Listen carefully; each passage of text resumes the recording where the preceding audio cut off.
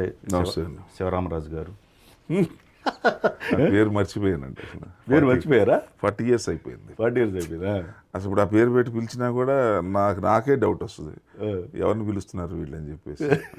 Okay, what ever it's fine. Okay, almost 40 సంవత్సరాలు complete అయిపోయింది. So 4 సినిమాలు ప్రొడ్యూసర్గా చేశారు, ఒక 100కు పైగా ఆర్టిస్ట్గా చేశారు.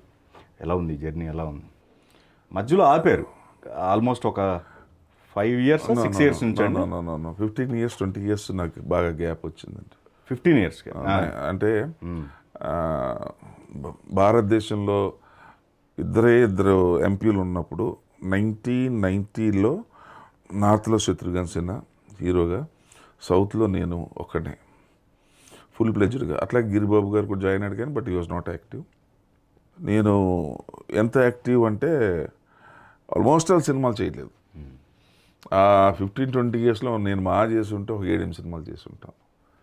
అంటే ఫుల్ ప్లెజ్డ్ ఇక ఒక వర్కర్ లాగే పనిచేశాను. సో దానివల్ల నాకు నెంబర్ ఆఫ్ పిక్చర్స్, నా నెంబర్ తగ్గిపోయింది. నేను చేసి ఉంటే 130-140 చేసి ఉంటాను. బట్ నా ఎక్స్పీరియన్స్కి మినిమం 300 సినిమాలు చేయాలి. ప్యాషన్ తోటి ఏదైనా వర్క్ చేసేటప్పుడు లాభ నష్టాలు చూడడం, ఆ ప్యాషన్ తీసుకెళ్ళిపోతూ ఉంటుంది, ఏదో చెయ్యాలని. అట్లాగే సినిమా ఇండస్ట్రీకి ప్యాషన్ తోటి వచ్చాను, అట్లాగే పాలిటిక్స్ కూడా ప్యాషన్ తోటి వెళ్ళాను.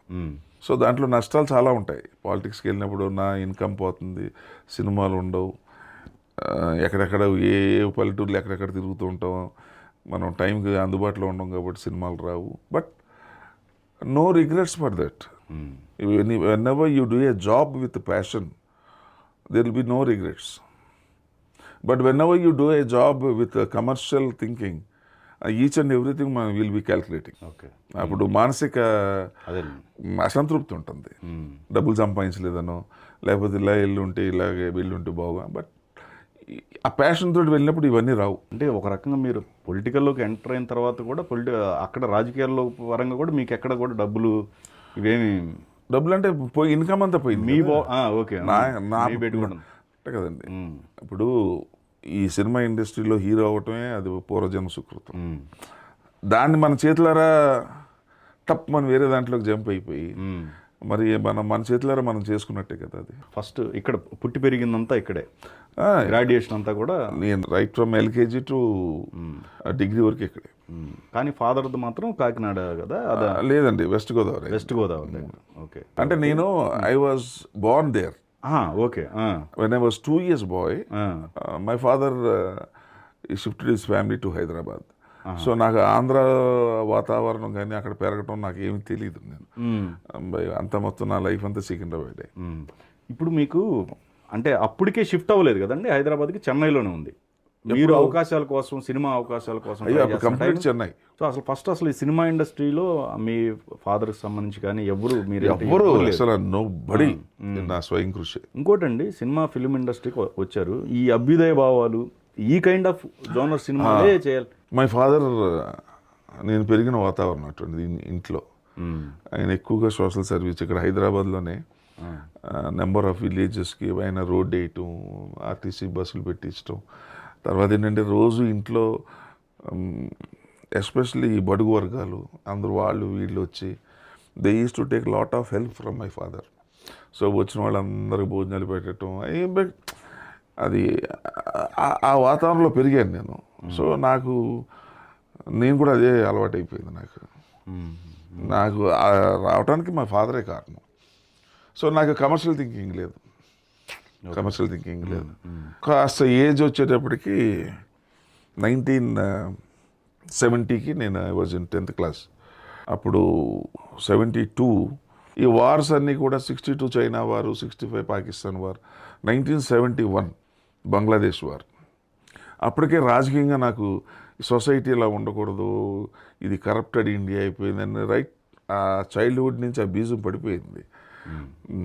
ఇక్కడంతా ఇది కరెక్ట్ కాదు, సంథింగ్ రాంగ్, మన కాన్స్టిట్యూషన్లోనే ఏదో తప్పు ఉంది ఇక్కడని తెలిసి తెలియని వయసులో కొద్ది అనుకునేవాడిని.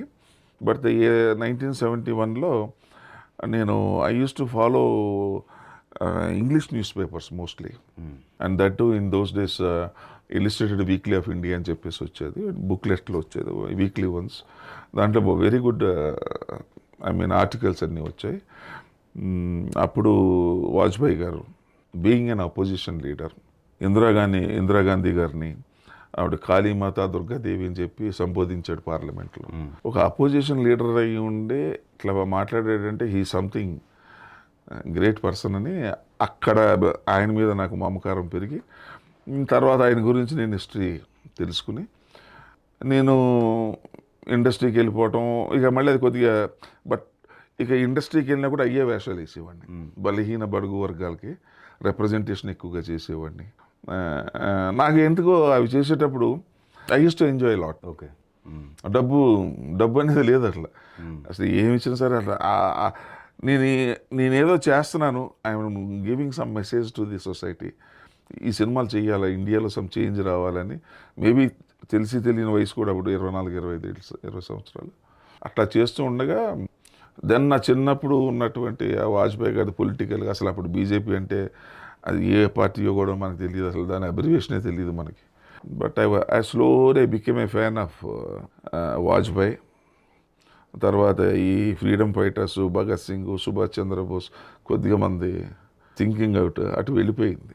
అలా ఉండగా 90లో ఎందుకో సడన్గా this is the right time. ఇప్పుడు మనం కూడా ఏదైనా ఉడతాభక్తిగా మనం గ్రేట్ లీడర్కి సపోర్ట్ చేస్తే, ఇండియాకి ఆయన ప్రైమ్ మినిస్టర్ అయితే ఇండియాలో అబ్నార్మల్ చేంజెస్ వస్తాయి, ఈ సొసైటీ కొద్దిగా బాగుపడుతుందని అంటే నాకున్న థింకింగ్కి I felt he is the right person. So వెనక ముందు ఆలోచించకుండా ఏమి తెలియకుండా జాయిన్ అయిపోయింది దాంట్లో. ఇంకోటి సార్, అసలు ఇలా మీరంటే ఓవరాల్గా మీరు చూస్తున్నప్పుడు ఇంత స్ట్రైట్ ఫార్వర్డ్గా ఉన్నప్పుడు కొంతమందికి ఇక్కడ ఫిల్మ్ ఇండస్ట్రీలో ముందు ఒక రకంగా మాట్లాడతారు, వెనక ఇంకో రకంగా ఉంటుంది. అది వెరీ కామన్ అండి, వెరీ కామన్. మరి మీరు ఎట్ సెట్ అయ్యారు? అది ఇప్పటికి నాకు అర్థం కాదు, అందరూ అదే అంటారు.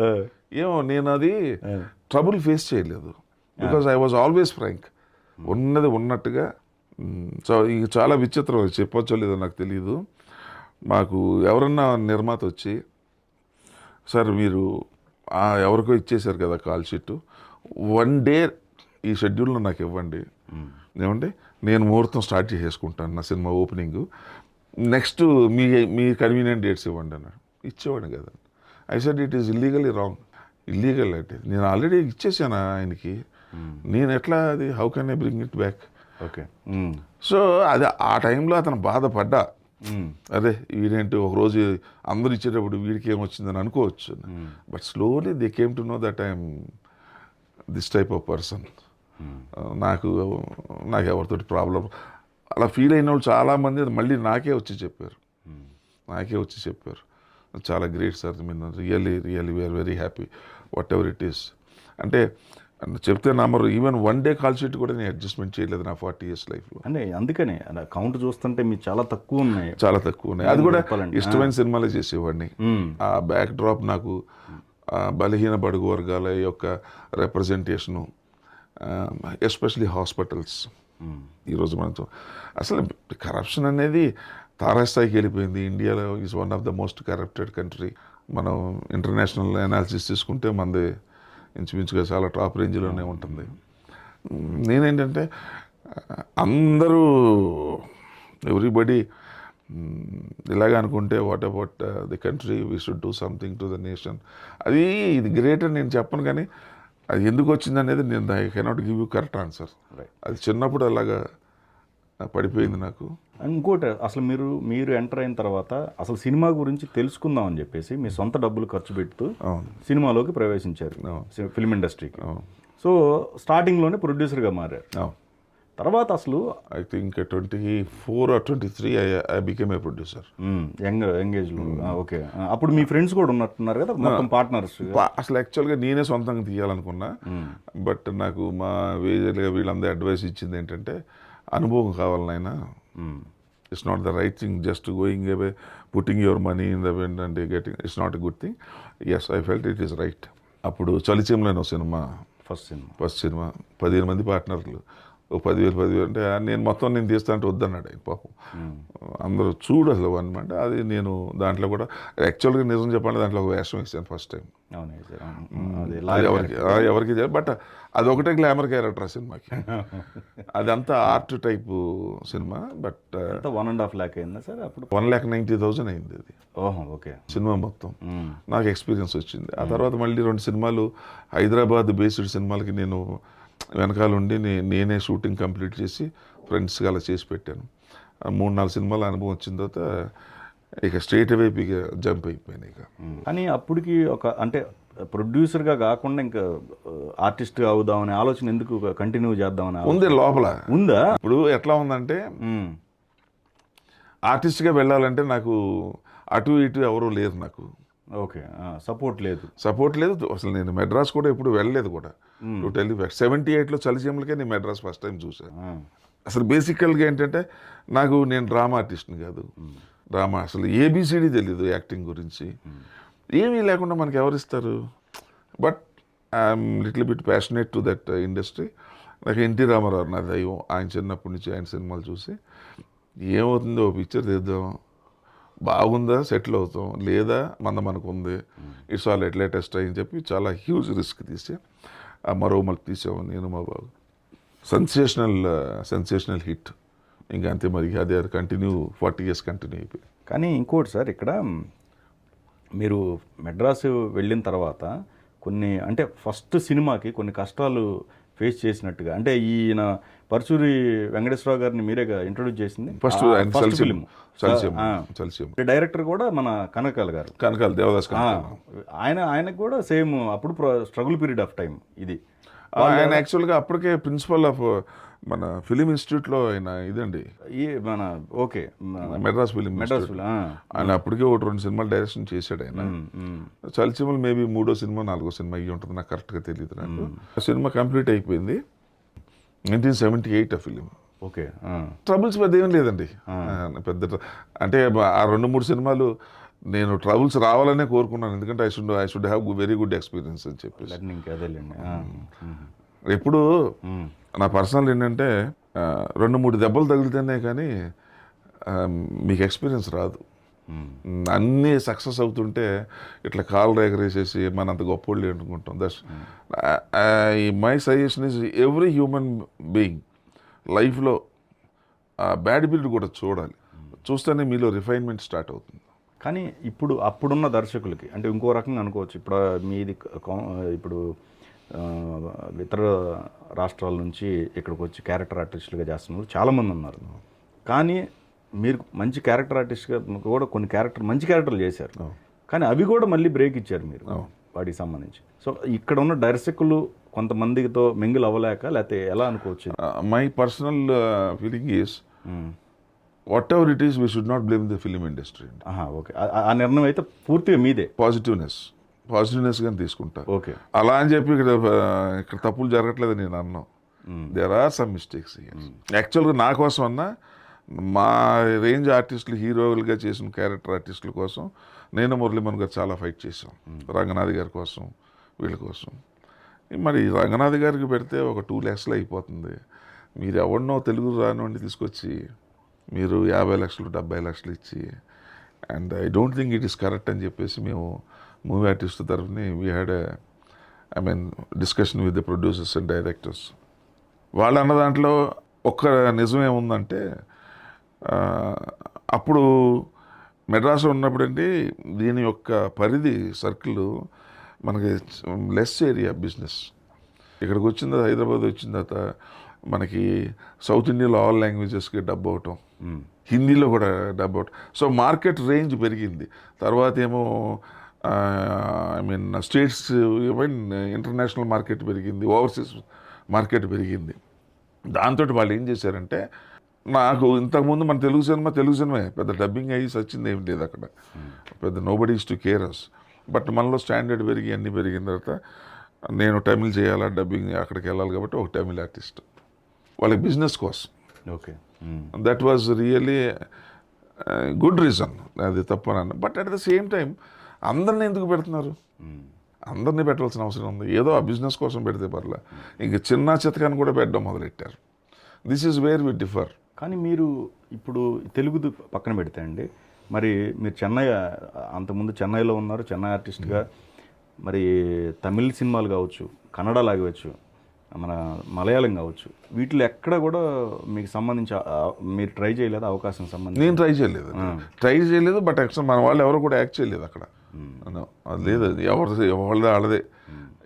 బట్ ఒకటి ఏంటంటే లేడీస్ మాత్రం, మన లేడీస్ క్యారెక్టర్ ఆర్టిస్టులు, హీరోయిన్లు మాత్రం యాక్చువల్గా ఇప్పుడేమో ఇంపోర్ట్ చేసుకుంటున్నాం. అప్పుడు అసలు కన్నడకి మన తెలుగు అమ్మాయిలే, మలయాళానికి మన తెలుగు అమ్మాయిలే, తమిళకి మన తెలుగు అమ్మాయిలే. బట్ ఇప్పుడు రివర్స్ అయింది. ఇప్పుడు తెలుగు వాళ్ళు ఎవ్వరు రావట్లేదు ముందుకి, ఫ్యామిలీస్ నుంచి ఎవరు అమ్మాయిలు రావట్లే. మీరు అంటే ఓవరాల్గా మీ లైఫ్ టైంలో కొన్ని కీలకమైనటువంటి శాఖలకి ప్రధాన పాత్ర వహించారు మీరు. సో వాటిలో తీసుకుంటే ముఖ్యంగా చిత్రపూరి దగ్గరికి వద్దామండి. అది చిత్రపూరి కార్మికులకి ఆ చిత్రపూరి అనేది వరమా శాపమా? వరమే కదండి. మరి thousands of families are staying there, they are having their own houses ఇండివిజువల్గా. నాది ఇల్లు అంటే దాని మీద కొన్ని let us not talk much about that అండి. కానీ ఏంటంటే సార్, ఇక్కడ చాలా మంది కార్మికులు, ఏ కార్మికుల కోసం అయితే మీరు ఆ రోజున అండగా ఉన్నారు, మరి అదే కార్మికులు అది యాక్చువల్గా 67.5 ఎకరాలు ఆయన 5 years 6 years according to the society act ఇచ్చారు. అది ఇచ్చినట్టుగానే రన్ అయింది తప్ప ఒక బిల్డింగ్ లేదు, ఒక రాయి తీసింది లేదు, ఏమీ లేదు. చంద్రబాబు నాయుడు గారు ఏంటంటే మీరు చేయలేకపోతున్నారు కదా, మీ వేరే చోట ఎక్కడైనా చూద్దాం, మీరు తీసుకుంటాను. గవర్నమెంట్ ల్యాండ్ కదండి అది. అవును, they have to utilize it in a proper way. అప్పుడు నేను ఈ ఫెడరేషన్ 24 క్రాఫ్ట్లకి చైర్మన్గా ఉన్నా. బట్ ఆ హీరో అనే ఆర్టిస్టులు ఎవరు అక్కడ దాంట్లోకి వెళ్ళరు. మనకి అన్నీ ఈ టైపే కదా, కొద్దిగా రెవల్యూషనరీ థాట్స్.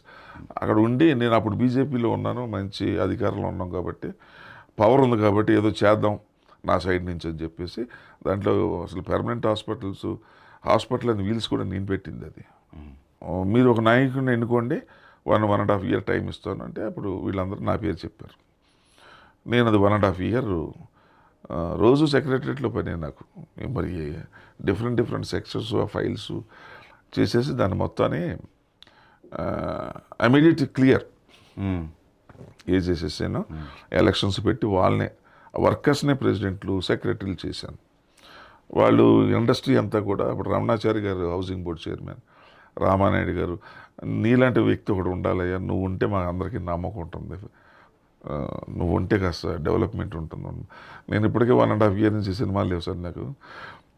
నా బీజేపీలోకి వెళ్ళి 12 ఏళ్ళు అయింది, మళ్ళీ 1.5 year.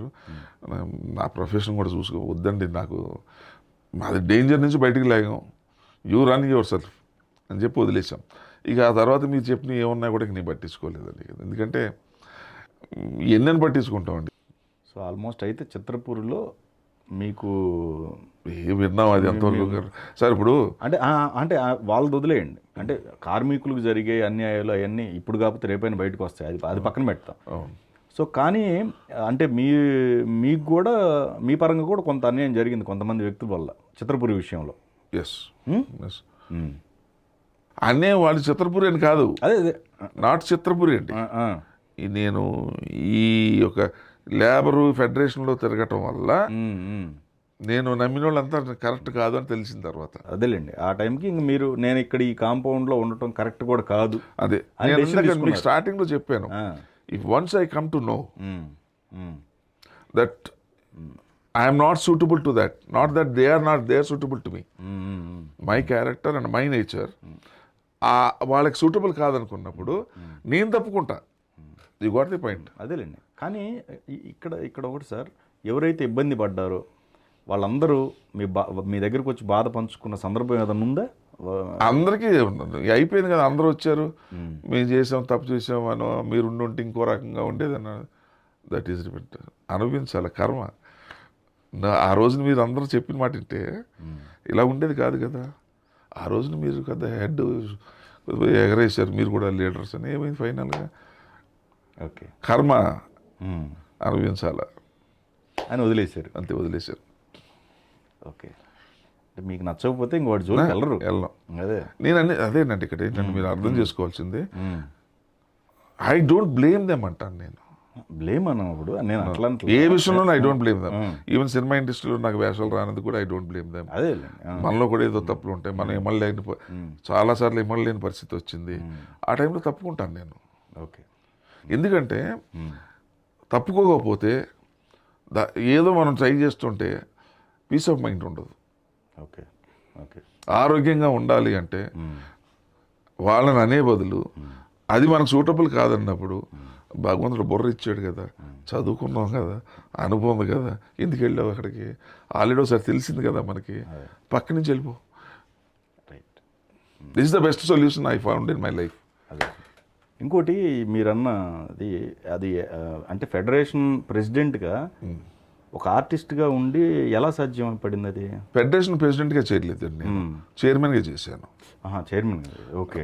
నేను మూవీ ఆర్టిస్ట్లో ఎగ్జిక్యూటివ్ వైస్ ప్రెసిడెంట్గా 10 years చేశాను. మురళీమోహన్ గారు ప్రెసిడెంట్. అది నా కానీ మీకు అంటే ప్రొడ్యూసర్స్కి తర్వాత మాకి సంబంధం లేదు కదా కదండి. ప్రొడ్యూసర్స్, ఫిలిం హీరోస్ అంటే కొద్ది స్టేజ్ ఉన్న ఆర్టిస్టులు, వీళ్ళిద్దరూ మినేస్తే కనవదంతా కూడా కమ్స్ అండర్ ఫెడరేషన్.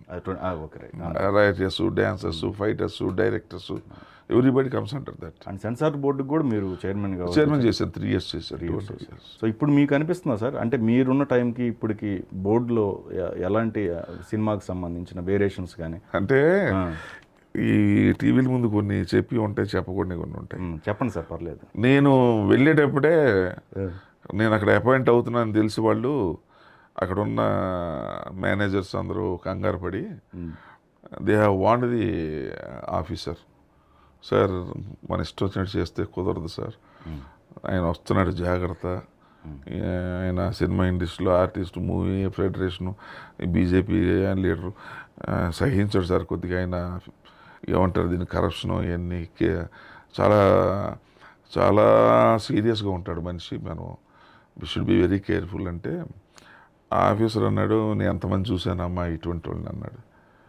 అది వెరీ పవర్ఫుల్ అండి. IRS, Indian revenue service, IFS చాలా తక్కువ వస్తారండి, ఐఏఎస్లు ఉన్నారు దాంట్లో ఆఫీసర్గా. సో నేను వెళ్ళిన వెంటనే అందరిని కూర్చోబెట్టి 2 months టైం ఇస్తున్నాను మీ అందరికీ, ఐ నో వాట్స్ హియర్. ఎందుకంటే నేను ప్రొడ్యూసర్గా అక్కడ సర్టిఫికేట్ తీసుకోవడానికి నేను ఏం ప్రాబ్లమ్స్ ఫేస్ చేశానో ఇన్ అండ్ అవుట్స్ నాకు తెలుసు. ఓకే. అదేలేండి. నేను ప్రొడ్యూసర్ అవటం వల్ల తెలిసింది నాకు, ఆర్టిస్ట్ ఉంటే నాకు తెలిసి ఉండేది కదా. Right. I told them I know in and out of everything, so be careful. After 2 months you take it for granted, next day ఇమీడియట్గా ఐ టేక్ యాక్షన్. ఎక్కడ డబ్బులు తీసుకోవటానికి లేదు, no corruption. This is my ambition, that is why I joined in BJP. ఏంటి మన India అంతా కూడా corruption లేకుండా ఉండాలనే కదా వాజ్పేయి గారికి మనం వృతాభక్తిగా పనిచేసాం అని చెప్తే, ఎస్ ఎవరైనా సంతోషంగా ఇస్తే తీసుకోమన్నా.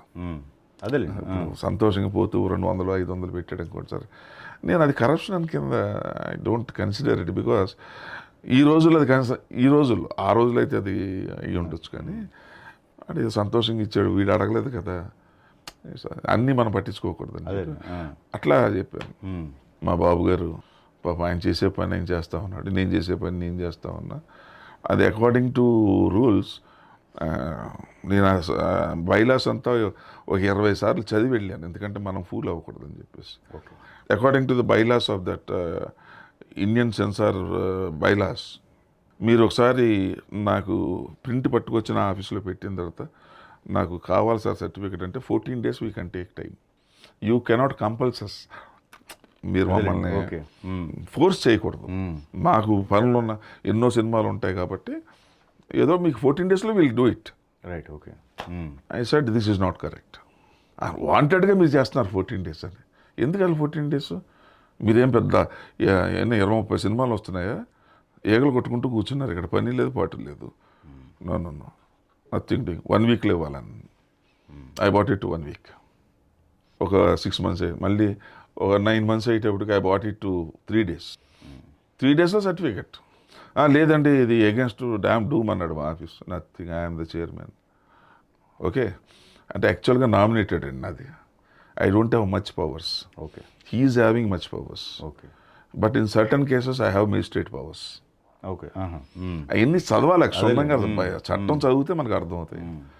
ఇప్పుడు విజయానంద్ గారు ఆల్ ఇండియా ప్రెసిడెంట్. ఓకే. ఆయన చెప్పాడు, చూడు Sivakrishna, your artist, I'm artist, your producer, I'm a producer, okay, you do whatever. ప్రక్షాళన ఎంత చేయాలో చెయ్యి, నేనున్నాను, నీకు ఎందుకు పైన నేను చూసుకుంటా అన్నాడు. ఇక మన కోతి కోబరికాయ దొరికినట్టు అయిందండి. ఓకే, నేను 11 కేసులు పట్టుకున్నానండి రెడ్ హ్యాండ్ ఉంటాడు. ఓకే, ఓవరాల్ అన్ని లాంగ్వేజ్లు కలిపా లేకపోతే whatever it is 11 cases. Okay, 11 cases corruption cases కింద. నేను అప్పుడు సెంట్రల్ విజిలెన్స్ కమిషన్ అని ఒకటి ఉందండి, that the highest body in India. They can interrogate even ministers also. They are having such powers. Not CBI, not CBI కన్నా ఎక్కువ అండి అది. ఓకే, సెంట్రల్ విజిలెన్స్ కమిషన్ అంటారు. లెటర్ రాస్తుంటే nobody takes action, because ఇదంతా lobby officers. వాళ్ళ మీద ఏదైనా ఒక కంప్లైంట్ వెళ్ళింది అనుకోండి, అంతా ఒకటి రానివారు బయటికి. I'm sorry to tell in front of camera, this is what happening in India. ఇప్పుడు ఆఫీసర్లను చూస్తే నా మీద ఇక్కడ దాకా ఉండి ఉంటుంది బహుశా, బట్ ఈస్ అ ఫ్యాక్ట్. అదే కాకపోతే ఇంకా నాకు లాభం లేదని చెప్పేసి ఫైనల్గా నేను నోటీస్ పంపించాను. ఎవరికి? సెంట్రల్, అప్పుడు విఠల్ గారు ఉండేవాడు, సివిసి చెప్పాను.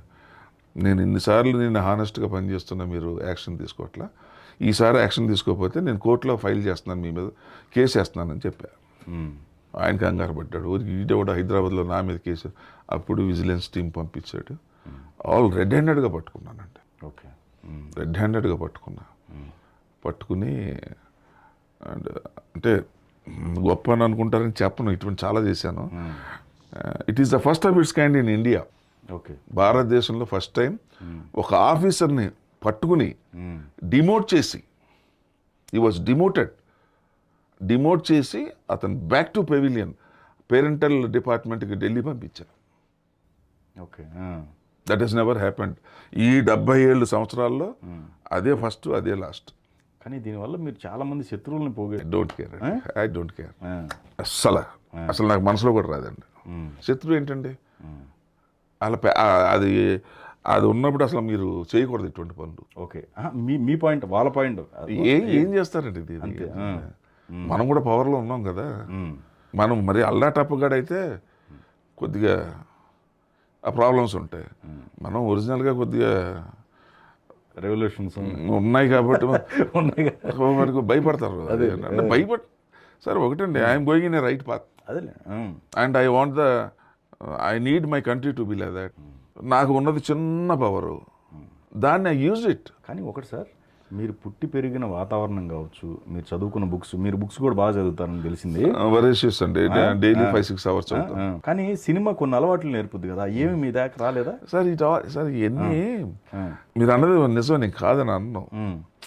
ఉంటాయి కొన్ని అలవాట్లు ఉంటాయి, బుద్ధిని కూడా చెడగొట్టే 100% చెడగొడతారు. 100% నేను కాదని నేను ఆర్గ్యూ చేయట్లా. బట్ నేను అనేది ఏంటంటే, it all depends upon your own character. మన నిగ్రహం మీద ఆధారపడి, నిగ్రహం, ఇది రైటు ఇది తప్పు అని మీరు ఆ విచక్షణ జ్ఞానం మీ దగ్గర ఉన్నప్పుడు, who is going to pluck your hair? పోతే బీజేపీకి మొదటి తెలుగు గ్లామర్ మీతోనే స్టార్ట్ అయింది అనుకోవచ్చా? మీరే కృష్ణరాజు గారిని కూడా పరిచయం చేసింది. మీ అందరూ అండి, నా తర్వాత 10 మందిని తీసుకొచ్చాం. ఇప్పుడు మీరు సినిమాల్లో ఇంతకుముందు మనం అనుకున్నట్టు కొన్ని అలవాట్లు సినిమా నేర్పుద్ది, రాజకీయాలు కూడా కొన్ని అలవాట్లు నేర్పుతాయి. 100% ఇంకా ఎక్కువ నేర్పుతాయి. వాటికి కూడా దూరంగా ఉన్నారా? సార్ అన్నిటికీ దూరంగా ఉన్నాను. కానీ నెగ్గలేమే అలా దూరంగా ఉండటం వాళ్ళు. కానీ నేను నెగ్గకపోవటం అనేది మీ ఇండివిజువాలిటీ అండి. అంటే ఇక్కడ ఎత్తులకు పై ఎత్తులు వేయాలి, చాలా ఉంటాయి. నేను ఆ ఎత్తులకు పై ఎత్తులు ఆ టైప్ కాదు. నేను నాది straightforward, no left no right, okay, only straight thing. Okay, and with no difference, ideology no difference, 1% తేడా ఉండదు. ఎక్కడ నాకు తెలుసండి, నాకు బయట చెప్పలేను కానీ నన్ను ఎక్కడెక్కడ అనసాలని చూసారో నాకు తెలుసు. నన్ను సర్ప్రైజ్ చేయడానికి ట్రై చేస్తున్నారని వార్తలు కూడా నాకు వచ్చినాయి. నవ్వేసి ఊరుకున్నాను. కానీ మీ క్యారెక్టర్లో చేంజ్ లేదు, అంతే, నవ్వి ఊరుకుంటా. Okay, let them do it. Okay, నా టైం బ్యాడ్, ఎంతకాలం చేస్తాడు, చేయని, ఇట్స్ ఆల్ రైట్. భీష్మాచార్యుడు చెప్తాడు అంపశయం మీద ఉన్న, ధర్మఫలం కర్మఫలాన్ని దాటుకుని వెళ్ళలేదు. అంటే దాని అర్థం ఏంటంటే, మీరు ఎంత నిజాయితీగా బతికినా, ఎంత ధర్మంగా పరిపాలించిన రాజ్యాన్ని, నీకు పూర్వజన్మ, ఈ హైందవ ధర్మంలో మనకి పూర్వజన్మ నమ్ముతాం మనం, ఆ కర్మబలం ఉంటుందండి. ఆ కర్మబలాన్ని బట్టే నువ్వు కింగ్ అవుతావా, మంత్రి అవుతావా, మంచి భార్య వస్తుందా, మంచి కుటుంబం వస్తుందా, నీకు చెడు అలవాళ్ళు ఎంత కూడా పూర్వజన్మ కర్మఫలమే క్యారీ ఫార్వర్డ్ టు దిస్ జన్మ. ఓకే. ఈ జన్మలో ఎంత ధర్మరాజు పరిపాలించినా ఇంత ధర్మాత్ముడికి ఏంటి కష్టం అని అంటాం మనం. అది కర్మఫలం. అందుకే ఈ ధర్మబలం కర్మఫలాన్ని దాటి వెళ్ళలేదు. ఓకే. అంత డెప్త్కి వెళ్ళాను నేను. అదేలేండి. సో నాకు బ్యాడ్ చాలాసార్లు జరిగింది. I last lakhs of rupees, I lost my career. ఏం చేసినా అట్లా దెబ్బ కొట్టగలిగారేమో కానీ అదేలేండి. అదే బట్ నా క్యారెక్టర్ని అసెస్ చేయలేకపోయారు కదా. అదేలేండి. నేను ఎట్లా ఫీల్ అయ్యానంటే ఓకే నా మై బ్యాడ్ టైం, ఏం రివెంజ్ తీసుకోవాలి వాడి మీద, ఎంతమంది మీద ఇట్లా రివెంజ్ తీసుకుంటాం. అట్లా సుమారుగా ఎంత డబ్బు పోగొట్టుకున్నారు సార్? క్రోర్స్ మీద ఉంటుంది. సరే what are past is part, no regrets. దాని గురించి కాదు నేనేది. తెలుస్తుంది సినిమా ఇండస్ట్రీలో కూడా పాలిటిక్స్ ఉన్నాయి, పార్టీలు అందుకని ఎక్కువ ఉంటాయి. ఓకే, తెలుస్తూ ఉంటాయి మనకి. మన నేచర్కి అవన్నీ వ్యతిరేకం. అవును. అదే అందుకే అడిగింది. అవును, మన నేచర్కి క్వైట్ అగేన్స్ట్. అవును. బట్ ఏం చేయాలి, అలా అని చెప్పి ఇండస్ట్రీని వదిలిపెట్టి పారిపోలేను. I have to run the show. అందుకు నేను ఏం చేస్తానంటే సింపుల్, వెరీ సింపుల్ ఫార్ములా. అక్కడ చెడు ఉన్నప్పుడు ఆ దారికి వెళ్ళను, ఇటు పక్కన వెళ్ళిపోతా. నాకు పీస్ ఆఫ్ మైండ్ ఉంటుంది. Okay, you got the point. అదేలేండి. అతనితో మనం కలిస్తే ప్రాబ్లము అనుకుంటే కలవను ఇంకా. ఓకే. నా పీస్ ఆఫ్ మైండ్కి దగ్గర రాను, నా డిస్టర్బ్ చేయకుండా దూరంగా ఉంటాను. Okay. But I don't take revenge. Never in my life I never took. నాకు రివెంజ్ తీసిన వాళ్ళు కూడా నేను మళ్ళీ ప్రాణం పెట్టాను. ఓకే. మళ్ళీ వాళ్ళకి సాయం చేశాను. వాళ్ళు ఇప్పుడు నా దగ్గర మనం దూకేమంటే దూకేస్తారు. ఇప్పుడు అన్న తెలియక చేసామంటారు. It's all right. మళ్ళీ కర్మఫలం ఆలోచిస్తా. ఓకే అయిపోయింది, అది అయిపోయింది. It's all.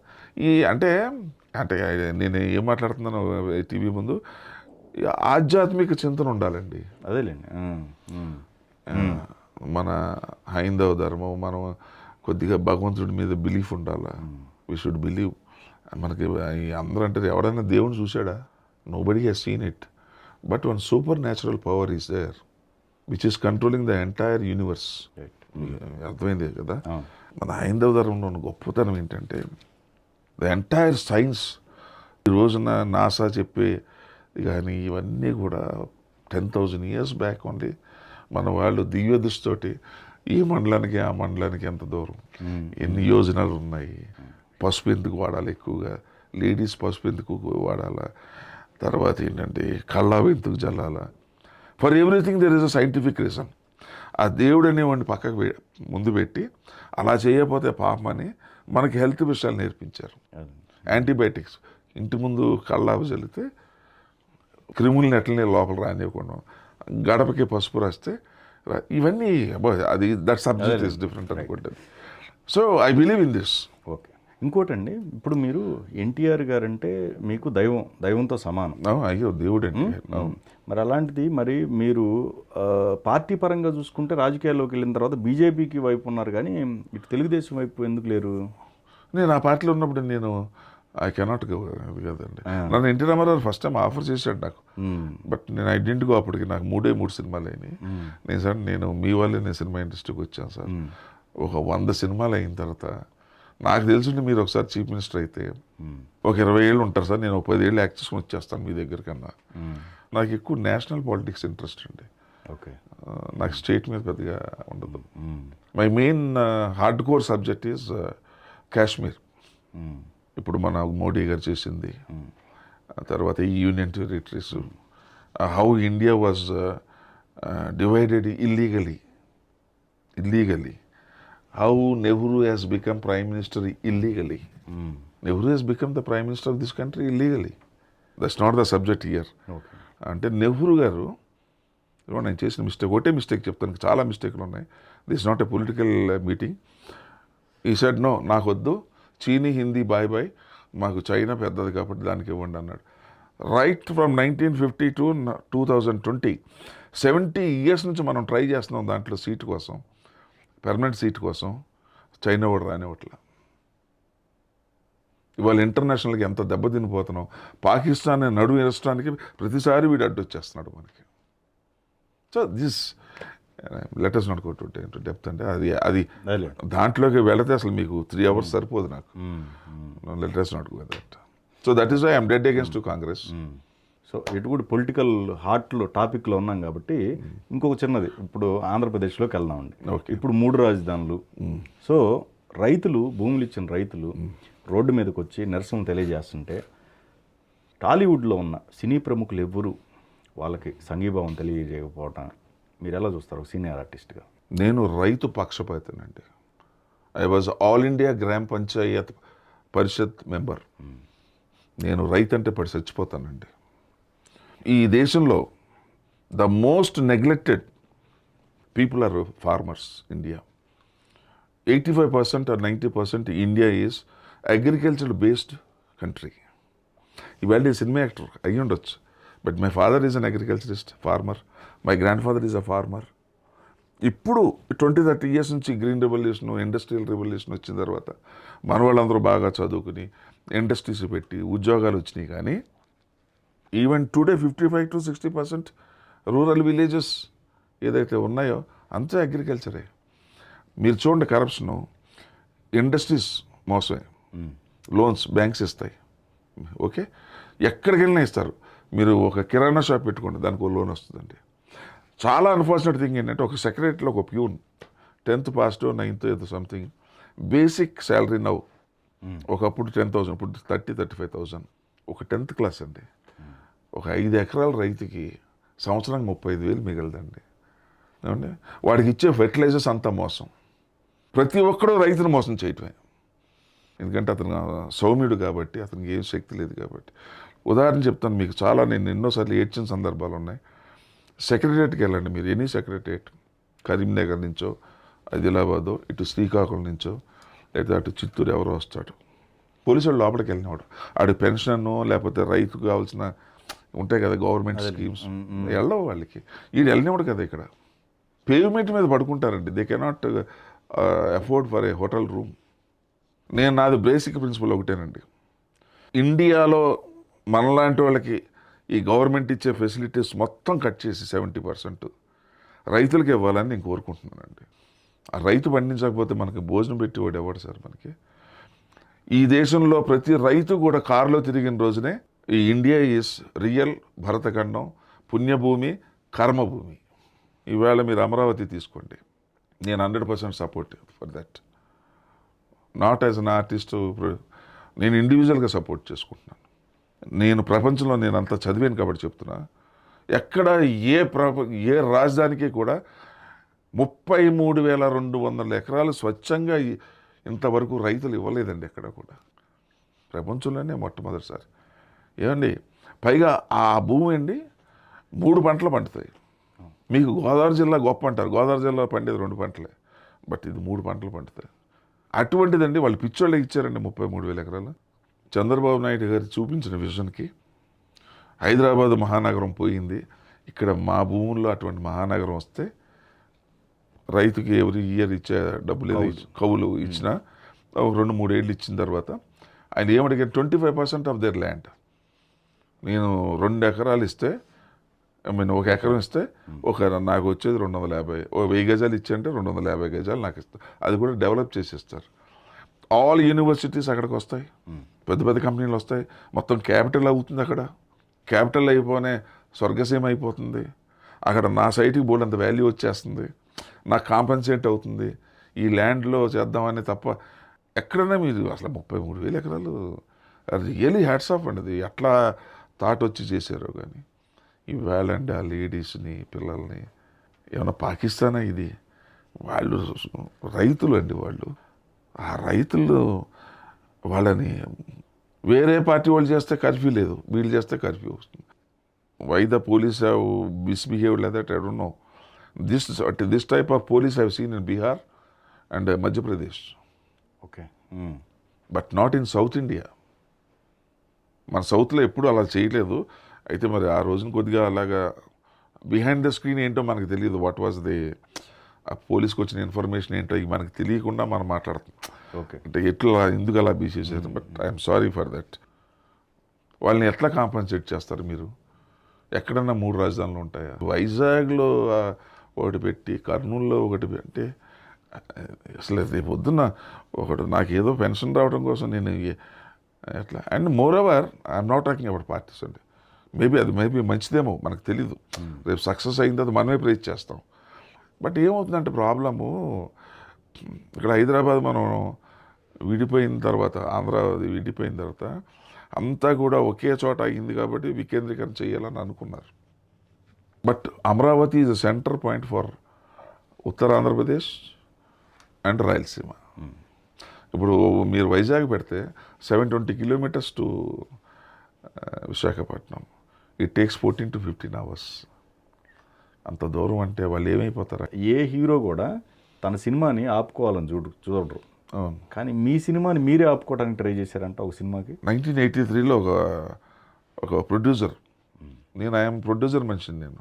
డబ్బులు ఇవ్వకపోయినా నేను పనిచేస్తాను డే అండ్ నైట్ అతను ఫస్ట్ టైం సినిమా తీశాడు చాలా తక్కువకి బయటకన్నా చాలా తక్కువ చిన్న ప్రొడ్యూసర్స్ నేను తక్కువ రేట్ చేస్తాను పెద్ద ప్రొడ్యూసర్లు ఎక్కువ తీసుకున్నా I want to be a person నాకు చెప్పాను కదా స్టార్టింగ్లో 10,000 అడ్వాన్స్ ఇచ్చాడు తర్వాత ఎప్పుడో షూటింగ్ అయిపోయి షూటింగ్లో ఎప్పుడు సార్ 10,000 ఇచ్చాడు నాకు ఇంకా 30,000 ఎంతో రావాలి పేమెంట్ ఆ సినిమాకి 50,000 ఎప్పుడో దిస్ ఇస్ 1983 సరే పాపం ఇవ్వలేకపోతున్నాడు కష్టాల్లో ఉన్నాడేమో అని నా మనసు అలాగే వెళ్ళిపోతుంది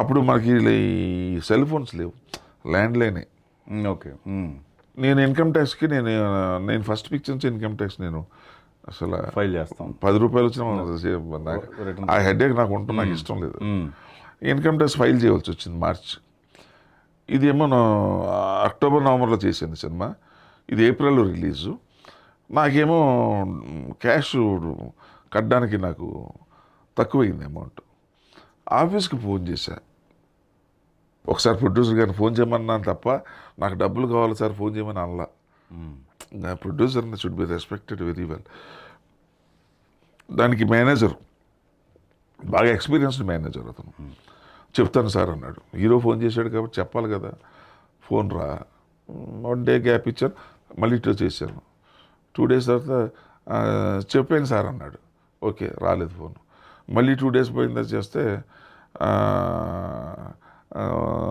వస్తారు సార్ వచ్చి కలుస్తారు సార్ అన్నాడు అట్లా నాకు 10 days చేశాడండి నాకు టైం అయిపోతుంది సరే నేనేదో అడ్జస్ట్ నాకు ఇంత హెల్ప్ చేశానే వీడికి ఆ మిస్బిహేవియర్ ఐ డోంట్ లైక్ అండి నా దగ్గర ఉన్న ప్రాబ్లం ఏంటంటే తల ఎత్తి మిస్బిహేవ్ చేసినాడు మళ్ళీ మిస్బిహేవ్ చేస్తున్నాడంటే ఇంక స్పేర్ చేయనండి I won't spare him I will never spare anybody నేనేం చేశానంటే నీ సంగతి ఎలాగ ఉందా రైట్ నీకు బుద్ధి చెప్పాలి నీకు అని చెప్పి నేను ఫస్ట్ టైం నా లైఫ్లో ల్యాబ్కి ఓ లెటర్ పెట్టాను హీరోగా మాకు ఆ రోజుల సిస్టమ్ ఏంటంటే ల్యాబ్కి నిర్మాత నాకు ఇంత డబ్బులు ఇవ్వాలి అన్నప్పుడు నాది సెటిల్ అవ్వకుండా అక్కడ ప్రింట్స్ రిలీజ్ అవ్వవు మీకు సినిమా రిలీజ్ అవ్వదు అది 12 daysకే ఎప్పుడో ఆ ప్రొడ్యూసర్ డైరెక్టర్ పరిగెత్తుకుంటూ వచ్చారు శివకృష్ణ గారు అసలు చేయడం అలాగా అస్సలు డబ్బులు ఇవ్వకపోయినా మనల్ని ఏమన్నా but why has taking such a serious step అని అంటే వచ్చాడు కూర్చోమన్నా టీ కాఫీ ఇచ్చాడు నేను ఇప్పటికీ 10 రోజుల నుంచి 5 సార్లు చేశాను మీ మేనేజర్ నీకు చెప్పానంటాడు నువ్వు రావు అంటే సినిమా అయిపోయింది కాబట్టి నాతో పని లేదు కాబట్టి నన్ను వాడుకున్నంత వాడుకున్నావు పేమెంటు ఇవ్వట్లేదు మర్యాద సార్ మీరు ఏమనుకోకపోతే నేను ఇంకో 4 రోజులు ఇస్తానని చెప్పు లేకపోతే 10 రోజులు ఇస్తానని చెప్పు ఫుల్ పేమెంట్ ఇవ్వలేను సార్ 10,000 ఇస్తానని చెప్పు తప్పులేదు అది అదేలేండి మనం ఒకరికి ఇవ్వాల్సినప్పుడు వచ్చి కనపడో లేకపోతే ఫోన్లో సార్ నా దగ్గర ఇప్పుడు లేదు నేను ఏదో చెప్పాలి కదా నాకు నీకు అంత పొగరేంటి నీకు నిన్న కాక మొన్న వచ్చావు నువ్వు ఇండస్ట్రీకి నేను ఇన్ని సంవత్సరాల నుంచి ఉన్నాను నాకెంత పొగరు ఉండాలా అంటే this the first time in happened in my life evening 4:30కి వచ్చాడండి ఈవినింగ్ 4:30 నైట్ 2:30కి వెళ్ళాడండి ఇంట్లోంచి ఓకే అంటే దగ్గరగా 10 hours హింసించాను ఇంట్లో నాకు డబ్బులు కట్టలేకపోతే నేను లెటర్ తీసుకొని అంటాను. నా దగ్గర డబ్బులు లేదు సార్, ఏం చేయాలి, నన్ను తప్పే, నేను మీకు కలవపోవటం తప్పే, ఏదో సాకులు చెప్తున్నాడు. లాస్ట్లో 2:30కి ఈ లోపు అతనికి టీ తాగటం అలవాటు. ఆ పేరు నేను చెప్పకూడదు బయట, ఎందుకంటే అతను అవమానపరచకూడదు. నేను 13 టీలు తాగాడండి మా ఇంట్లో. ఈవినింగ్ 4:30 నుంచి నా టెన్షన్కి నేనేమో ఒక లెటర్ విత్డ్రా చేసుకో, ఏమంటలేదు, నేనేం మాట్లాడట్లా, లెటర్ విత్డ్రా చేసుకుని డబ్బి నేను అప్పుడు విత్డ్రా చేసుకుంటా అంటే 2 మాటలు. 2:30 వరకు చచ్చిపోయింది మా ఆవిడ. 14 టీలు పెట్టి ఇవ్వాల్సి వచ్చింది, నేనే ఇవ్వాల్సి వచ్చింది మళ్ళీ. అది బయట వడిస్తాడు 11కి టీ, మిడ్-నైట్ 2. ఇంట్లో పనివాడు ఉంటాడు కాబట్టి టీ పెట్టడం ఇవ్వటం, టీ పెట్టడం ఇవ్వటం. 2 o'clock, మిడ్-నైట్ 2 o'clock, మిడ్-నైట్ తెల్లారుజాము 2:30 అయిపోయింది. సార్ ఇంకేంటి సార్ ఫైనల్గా అన్నాడు. నథింగ్, వెళ్ళిపో రైట్ అన్నాడు. స్కూటర్ మీద వచ్చాడండి, తన కొడుకు వచ్చారు. గేట్ బయటికి వెళ్ళాను. వెళ్ళిన తర్వాత వెళ్ళిపోతాను సార్ అని ఏడు ముఖం పెట్టి, శుభం, మంచిది, డబ్బులు పట్టరా, అప్పుడే నీ సినిమా రిలీజ్ అన్నాను. మంచిది సార్ వెళ్ళిపోతున్నాను. ఎక్కాడు. అలా బండి మీద ఆడు వెస్పా అండి, వెస్పా, కారు ఇలా తీసి కూర్చోవాలి కదా, ఇక ఈ వెనకాల వాళ్ళ అబ్బాయిని అడుగుతున్నాడు, కారు ఇలా తీసుకుని అలా కూర్చున్నాడు. లేదో ఆయన పేరు పెట్టి పిలిచాను, వెనక్కి రమ్మన్నా. ఏంటి సార్ అన్నాడు. నువ్వు నాకు నా పైసా ఇవ్వక్కర్లేదు, వెళ్ళిపో అన్నాను. అప్పుడు ఏడ్చాడండి ఆ మనిషి. బొట్ట బొట్ట బొట్ట బొట్ట బొట్ట, అసలు నన్ను మాట్లాడడానికి అవకాశం ఇవ్వలేదు. 10 నిమిషాలు ఏడ్చాడు కరిచి తుడుచుకుంటూ. నన్ను ఎందుకు సార్ ఇంతలా హింసించారు, 4:30కి వచ్చాను, ఇప్పుడు తెల్లవజాని 2:30 అయింది, హింసించారు. ఇదే నేను కోరుకున్నా. నాకు వెనకాల దమ్ము ఉంది కాబట్టి నువ్వు ఇవ్వకపోయినా నేను బతుకుతా. ఎప్పుడు ఏ ఆర్టిస్ట్ దగ్గర ఇలా బిహేవ్ చేయకు. నీకు బుద్ధి రావడం కోసం నేను పెట్టిన హింసకి నువ్వు లైఫ్లో ఇంకా తప్పు చేయకూడదు. లాస్ట్లో అసలు రూపాయి తీసుకోలేదు ఈ రోజుకి. ఆ తర్వాత అతను చనిపోయాడండి 3 yearsకి. ఎవ్రీడే మార్నింగ్ వాకింగ్ వెళ్ళటం, వెళ్ళేటప్పుడు పొద్దున్న నేను ఇంట్లో ఉంటే, షూటింగ్కి వెళ్ళకుండా ఉంటే నా ఇంట్లో వచ్చి కూర్చోవటం, కాఫీ తాగి వెళ్ళటం. నేను ఆ 30,000కి 30 రూపాయలు తీసుకోలేదు. జీవితంలో చాలామందికి అవకాశం ఇచ్చారు, దర్శకులుగా కావచ్చు, లేకపోతే ఇంకో టెక్నీషియన్లు కావచ్చు. ఏ రోజు ఎక్కడ కూడా మీకు ఇబ్బందులు కలగదా, ఏ వ్యక్తి దగ్గర నుంచి కూడా? లైఫ్ ఇచ్చిన తర్వాత నన్ను మర్చిపోయిన సందర్భాలు ఉన్నాయి. నీకు అర్థమైందా? ఎంత దారుణం అంటే అది ఇలాగే. నేననే వ్యక్తి లేకపోతే అతని లైఫ్ లేదు. అతను డైరెక్టర్ ఎవరండి? డైరెక్టర్, ఒక డైరెక్టర్. నేను అతను సినిమా ఇవ్వకముందు నేనే ఫస్ట్ డైరెక్షన్ ఇచ్చాను. ఇవ్వకముందు 2 సంవత్సరాలు ఫ్యామిలీ నేనే పోషించా. నెలకి 8,000, 9,000, 10,000 ఇచ్చి తర్వాత ఎవరు కూడా వద్దంటే కూడా నేను డైరెక్షన్ ఇచ్చాను. సక్సెస్ అయ్యింది, అంత అయిపోయింది. ఒకనొక సందర్భంలో అతనికి వేరే వాళ్ళకి ఏదో ప్రాబ్లం వచ్చి నన్ను ఇరికించారు. నాతో మాట్లాడటం మానేసాడు. నాకు సినిమాలు వేరే హీరోని పెట్టుకోవడం ఇట్స్ ఆల్ రైట్. అసలు సార్ ఇది అసలు ఒకడు మనకి ఏదో చేస్తాడని ఆశించడం తప్పు. ఆశించడమే తప్పు. అసలు వాళ్ళు అనకూడదు, మనలోనే తప్పు ఉండాలి. నేను పట్టించుకోలేదు అది, రియల్లీ ఐ డింట్. కానీ ఇప్పుడు మీరు అడిగారు కాబట్టి చెప్తున్నా. అతను కారణాలు ఏదన్నా కానివ్వండి, ఒక సందర్భంలో నేను కూడా మాట్లాడటం మానేసి, ఎందుకంటే ఆయనకి ఇష్టం లేనప్పుడు నేను వయసుడే అయినా నేను కనపడితే నమస్కారం పెట్టివ్వండి అండి. ఎందుకన్నా డైరెక్టర్ నాకన్నా వయసులో పెద్దోడు కదా అని ఓడండి. ఇంత పొగరేంటరా బాబు మనిషికి అనుకున్నా. ఆ మనిషికి ఎటువంటి కష్టం వచ్చిందంటే, సమ్ ప్రాబ్లమ్స్ వచ్చేసి, హార్ట్ ప్రాబ్లమ్స్ వచ్చి 3 సార్లు ఆపరేషన్ అయిపోయి కబురు చేశాడు. ఒక్కసారి శివకృష్ణ రమ్మను. ఎందుకంటే ఒకసారి వెళ్తుంటే వాళ్ళ ఇంట్లో ముందు నుంచి వెళ్తుంటే నేను ఎవరో వచ్చి నన్ను తీసుకెళ్తే నేను వచ్చి కూర్చుంటానేమో అని చెప్పేసి కుర్చీలన్నీ తీయించేసి స్టూల్ మీద కాలు పెట్టి కూర్చున్నాడు. నవ్వుకున్నా, ఇమ్మెచ్యూర్ ఫెలో, ఏమొస్తుంది నీకు అనుకున్నా. బాధపడిన మాట వాస్తవే. వచ్చేసాను. తర్వాత హాస్పిటల్ నుంచి కబురు వచ్చింది, ఇంటికి వచ్చాను అన్నాడు. మా వాళ్ళు చాలామంది వెళ్ళలేదు, ఇంకా నన్ను కాకుండా ఇంకా 2-3 కబురు పంపించాడు. మా వాళ్ళు ఏమో అసలు వాళ్ళకి అసలు జరిగిన నేను తక్కువ, అసలు ఫుడ్ పెట్టినోడు నేను ఎంత బాధపడాలా. నేను ఐ టోల్డ్ దెమ్, కరెక్ట్ కాదండి, ఒక చావు బతుకుల్లో ఉన్న అతను చనిపోయే ముందు చూడాలని ఉంది, క్షమాపణ కోరుకుంటాను అన్నప్పుడు మాత్రం వెళ్ళకపోతే అంత దుర్మార్గం. వాడికి మనకి తేడా ఉండదంటే, నువ్వు కావాలంటే నువ్వు వెళ్ళామా, నేను రానన్నారు. Okay it's all right. వెళ్ళాను, మనసు మీద ఉన్నాడు, చేయి పట్టుకున్నాడు, ఏడ్చాడు. నీకు జరిగిన నీ చేసిన మోసానికి నాకు భగవంతుడు కరెక్ట్గా ఇచ్చాడమ్మా. నాకు భగవంతుడు నాకు ఏది ఇవ్వాలో అది ఇచ్చాడు అన్నాడు. డోంట్ వరీ అన్నాను. అయిన తర్వాత కొంతకాలానికి కోలుకున్నాడు. కోలుకున్న తర్వాత ఎవడో సినిమాలు ఇవ్వట్లేదు ఇండస్ట్రీలో. ఒక్క హీరో సినిమా, నీ హీరో డేట్లు ఇవ్వ, మళ్ళీ చేసుకుంటా, మళ్ళీ హీరో డేట్లు ఇచ్చాను. ఓకే, క్షమాగుణం ఉండాలండి. అంటే మీరు చెట్లు నరుక్కుంటూ వెళ్ళిపోతే చివరికి అడవి మిగలదు. అవును, అసలు ఏముంటుంది ఇలా? ఓకే, రియలైజ్ అయ్యాడు ఆ మనిషి. అసలు పశ్చాత్తాపాన్ని మించిన సుగుణం ఇంకోట్లేదు కదా. మీ బలం బలహీనతలు ఏంటండి? బలం కన్నా బలహీనత ఎక్కువ. నమ్మటం ఒకటి, ఏంటి సర్దుకుపోవటం ఒకటి. దానివల్ల ఏంటంటే అండర్ ఎస్టిమేట్ చేస్తారు. నమ్మటం అంటే వెంటనే నమ్మేస్తారా మనిషిని? వెంటనే నమ్మను, అట్లా కదండి. వెంటనే నమ్మే అంత ఇది ఉండదు. ఓకే, కొంతకాలం నమ్మించి మనల్ని, నమ్మిన తర్వాత ఎప్పుడు కూడా నమ్మినోడే మోసం చేయగలుగుతారు, గుర్తుపెట్టుకోండి. సిఏఏ అమెండ్మెంట్ కరెక్టా కాదా?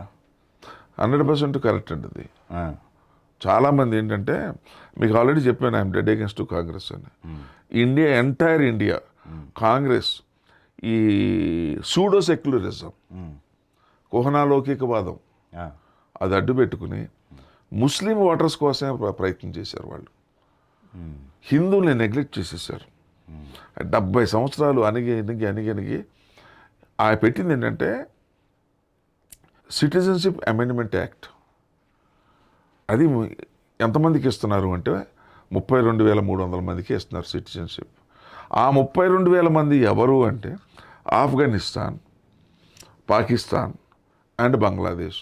ఎక్కడైతే మైనారిటీగా ఉండి హిందువులు హింసించబడ్డారో, రేపులు చేయబడ్డారు, కుటుంబాలు తగలబెట్టేశారు, వాళ్ళందరూ ఇండియాలోకి వచ్చి ఉన్నారు. ఓకే, వాళ్ళకే సిటిజన్షిప్ ఇచ్చారు. మీకు అర్థమైందా? ఓకే, అవన్నీ ముస్లిం డామినేటెడ్ కంట్రీస్. ఎక్కడ హిందువులైతే సఫర్ అయ్యారో వాళ్ళకి 32,000 మనం ఇచ్చింది. ఇప్పుడు కాంగ్రెస్ వీళ్ళందరూ ఏంటంటే దీన్ని మైనార్టీ వాళ్ళని రెచ్చగొట్టేసి, ముస్లిమ్స్ రెచ్చగొట్టేసి, వాళ్ళేంటి ముస్లిమ్స్ కూడా ఇవ్వాలి కదా అంటున్నారు. అది ముస్లిం కంట్రీలో ఉన్న వాళ్ళని ముస్లింకి ఎందుకు ఇస్తారు అసలు? ఓకే, మొన్న బర్మాలో జరిగింది, రోహింగ్యాస్ వాళ్ళందరూ కూడా 40,000 మంది ఇల్లీగల్గా ఇండియాలోకి వచ్చేసారండి వాళ్ళు. అంటే ఇదేమన్నా ధర్మశాస్త్రం? వచ్చిన వాళ్ళందరికీ మన సిటిజన్షిప్ ఇవ్వటానికి. ఈవేళ సిఏఏని అపోజ్ చేస్తూ మైనారిటీస్ని రెచ్చగొట్టి జేఎన్టీయూ ఢిల్లీ స్టూడెంట్స్, అక్కడ లెఫ్టిస్ట్ పార్టీలు ఇంకా రాడికల్ పార్టీస్ రెచ్చగొట్టి స్టూడెంట్స్ కాని వాళ్ళని బయట నుంచి తీసుకొచ్చి అక్కడ బస్సులు పగలగొట్టి తగలబెట్టింది. దాంట్లో రోహింగ్యాలు కూడా ఉన్నారు.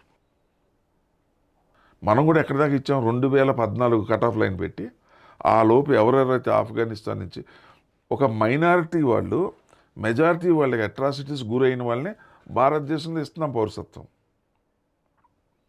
అక్కడ మెజారిటీ అంతా ముస్లిమ్సే కదా, మైనారిటీ వీళ్ళు ఎక్కడికి పోవాలి? వీళ్ళు వాళ్ళ వరకే ఇచ్చాం. ఇప్పుడు వీళ్ళనేది ఏంటంటే ముస్లిమ్స్ కూడా ఇవ్వాలని ఇండైరెక్ట్గా. అంటే మొత్తం పాకిస్తాన్ వాళ్ళకి ఇండియాకి వచ్చేసి, రోహింగ్యాలు వచ్చేసి, బంగ్లాదేశ్ వాళ్ళు వచ్చేస్తే అందరికీ సిటిజన్. ఇది ఏమన్నా ధర్మశాస్త్రం ఉండేది? అంటే కనీసం మమకారం, గౌరవం మన హిందువులు వీళ్ళందరూ ఏ సెక్యులరిజం గురించి అయితే మాట్లాడుతున్నారో 1990 ఎవరు అధికారంలో ఉన్నారు? కాంగ్రెస్ అధికారంలో ఉన్నారు కదా, కాంగ్రెసే కదా. 1990 నుంచి అక్కడ కాశ్మీరీ పండిట్స్ కాశ్మీర్లో ఊచకోత కోసారండి. 3 ఆప్షన్స్ ఇచ్చారు అక్కడ. మీకు 89, 90 నుంచే మీకు అక్కడ మీకు ఈ టెర్రరిస్టులు పెరిగిపోయారు. పాకిస్తాను సపోర్టెడ్ పాకిస్తాన్. హిందువులందరికీ 3 ఆప్షన్లు ఇచ్చారు. ఒకటి, మీరు కాశ్మీర్ వదిలిపెట్టి వెళ్ళిపోండి, లేదా మీరు మతం మారండి. You got it. మూడోది లేదా మీరు మా చేతిలో చచ్చిపోండి. మూడిట్లో ఏదో ఒకటి. మగవాళ్ళ ముందు భార్యల్ని లక్షల మందిని రేప్ చేశారు సార్. లేడీస్ని, కన్యలు కానీ ముసలోళ్ళు కానీ ఎవరైతే అన్యోన్యంగా ఉన్న ముస్లిమ్స్ కూడా అన్నేళ్ళ నుంచి లేడీస్ని భయంకరంగా రేపులు చేసి పిల్లల్ని, చిన్నపిల్లల్ని గాలిలోకి ఎగరేసి కత్తులతో పొడిచారండి. మరి ఈ కాంగ్రెస్ వాళ్ళు, ఈ సెక్యులర్ అంటారే, భారతదేశం మనకి ఎంత ఇప్పుడు వీళ్ళు అనేది ఏంటంటే కాన్స్టిట్యూషన్ ప్రకారంగా ఇండియన్ కాన్స్టిట్యూషను సమానం కదా అందరూ. ఆ సమానం అన్నప్పుడు అన్నీ అందరూ ఉండాలా. అక్కడ మనం చెప్పింది హిందూ, ముస్లిం, హిందూ, క్రిస్టియన్, పార్సీ అందరూ పెట్టాం. ముస్లిమ్స్ కూడా ఎందుకు పెట్టట్లేదు? మన ఇండియన్ కాన్స్టిట్యూషన్ కాదు కదా అంటారు. మరి కానప్పుడు 5 లక్షల మంది, 5,30,000 మంది 1990 నుంచి కాశ్మీర్ నుంచి పారిపోయి వచ్చేసారు. వచ్చేసి హైదరాబాదు, విభిన్న మన రాష్ట్రాల్లో సొంత దేశంలో శరణార్థుల్లో బతుకుతున్నారు ఈ రోజుకి. మరి ఎందుకు వీళ్ళు సెక్యులర్స్ వీళ్ళు ఆ రోజున ఎందుకు మాట్లాడలేదు? అసలు రేపులు 5 లక్షలు ఇళ్ళు తగలబెట్టేశారు, స్త్రీలను రేప్ చేసి తగలబెట్టేశారు. మరి మీరు ఎందుకు ఆ రోజున మాట్లాడలే? అప్పుడు మాత్రం మాట్లాడరు. మైనారిటీకి ఇంత చిన్న వాడికి లేకపోయినా కూడా ఇంత నష్టం వస్తే మైనారిటీని రెచ్చగొట్టడం ఏంది అసలు ఈ కాన్స్టిట్యూషన్? అందుకేనండి ఈయన వచ్చాడు, తాట తీస్తున్నాడు మోడీ గారు, వరుస పెట్టి అన్నీ జరుగుతాయి. ఇక వాజ్పేయి గారు కొద్దిగా డెవలప్ చేశాడు. ఈయన కాన్స్టిట్యూషన్ ప్రకారంగా మన ఇండియాకి 70 సంవత్సరాల నుంచి ఏమేమి నష్టాలు జరిగినాయో, ఆర్టికల్ 370, 351, తలాక్ అన్నీ కూడా చేసుకుంటూ వెళ్తున్నాడు. భరించలేకపోతున్నారు కాంగ్రెస్ వాళ్ళు. ఎందుకంటే వాళ్ళ ఓటింగ్ అంతా కూడా మైనార్టీ మీద. మీకు ఇంకోటి తెలుసో లేదా, వెస్ట్ బెంగాల్లో 32 సంవత్సరాలు పరిపాలించాడు జ్యోతి బసు. అంతా 32 సంవత్సరాలు పరిపాలించిన చీఫ్ మినిస్టర్ ఎవడో లేడు ఇండియాలో. No what is how he has done it? Bangladesh నుంచి వచ్చే ముస్లిమ్స్ అందరికీ వాళ్ళని ఇన్వైట్ చేస్తే ఎంతమంది అయినా లక్షల మంది రానివ్వండి, వాళ్ళకి ఇమీడియట్గా ఐడి కార్డు ఇచ్చేయటం, రేషన్ కార్డు ఇచ్చేయటం. మీకు ఇంకోటి తెలుసో లేదో, ఒరిస్సా వరకు బీహార్, వెస్ట్ బెంగాల్ అండ్ ఒరిస్సా 265 గ్రామ సర్పంచ్లు బెంగాలీ ముస్లిమ్స్ అండి, who are not Indians, Bangladesh నుంచి వచ్చినాడు. ఏంటండి ఇది? అంటే ఇంక అసలు ఇది ధర్మశాస్త్రం. మనం ఆస్ట్రేలియాకి వెళ్ళి ఉండాలంటే ఆడు రాణిస్తాడు మనల్ని. అది దాని చట్టాన్ని సవరించడం ఎవరు అలా చేయకూడదని ఏదో ట్రై చేస్తుంటే పట్టుకుంటే ఎట్లా? అది లక్షల మందికి ఇచ్చారండి రేషన్ కార్డ్స్. వాళ్ళంతా ఇప్పుడు మేము ఇండియన్స్ అంటున్నారు. ఏం చేస్తాం? ఏదైనా ఒక చిన్న హిందూ ముస్లిం గొడవ జరిగితే ఈ ముస్లిమ్స్, ఈ బంగ్లాదేశ్ ముస్లిమ్స్, ఆ ముస్లిమ్స్, ఈ ముస్లిమ్స్ ఒకటైపోతుంది. ఎక్కడ పడితే అక్కడ బాంబులు వేసేయటం, పగలగొట్టేయటం. What this? రక్షణ ఎక్కడ ఉంది? ఎంతమందికి తెలుసు? ఎంతమందికి చెప్తాం ఇలా రోజు వెళ్ళి? ఎంటైర్ మీ జీవితంలో మీరు నేర్చుకున్న పాఠం ఏంటి? నేర్చుకున్న పాఠం అంటే ఏముంటుందండి? నీతి ఏంటి? నేర్చుకున్న నీతి ఏంటి? అందరినీ నమ్మొద్దు, జాగ్రత్తగా ఉండాలి. మళ్ళీ అట్టే వచ్చాను. అంటే మనం నమ్మిన వాళ్ళందరూ నమ్మకస్తులు కాదు. మనం నమ్మే వాళ్ళందరూ కూడా నమ్మకస్తులు కాదు. కానీ ఒకటి సార్, ఇక్కడ ఒక అనుభవం పాఠం నేర్పదా? పాఠం నేర్పుతుంది. మళ్ళీ ఎట్లా ఎలా దాన్ని ఆడితోటి చెయ్యం, ఇంకోటికి పడిపోతాం. ఓకే, వాడికి మళ్ళీ పట్టం అనేది జరగదండి ఇక. నెవర్. Okay, never. అంత తెలుగు తక్కువలం కాదు మనం. ఓకే, అక్కడ పడం. మనం ఇంకోసారి ఏమనుకుంటాం అంటే ఆడు చేసాడని ఈయన ఎందుకు చేస్తాడు అనుకుంటాం. ఓకే, అక్కడ పడిపోతాం. ఓకే సార్, ఈ తెలివితేటలకి దానికి సంబంధం లేదు అసలు. అదే. Okay, weakness is weakness.